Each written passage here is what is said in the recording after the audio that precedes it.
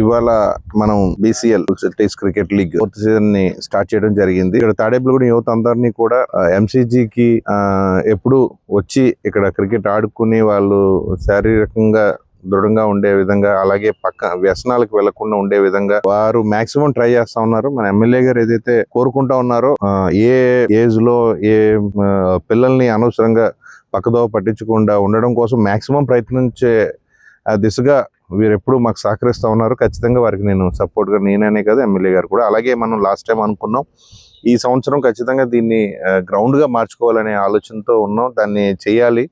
ఇప్పటికే ఎమ్మెల్యే గారు మాక్సిమం మిగతావి ఏదైతే మాట ఇచ్చారో అవన్నీ కంప్లీట్ చేయడం జరిగింది. ఇంకా మనకి పెండింగ్ లో ఉన్నది ఈ గ్రౌండ్ తయారు చేసుకోవటమే.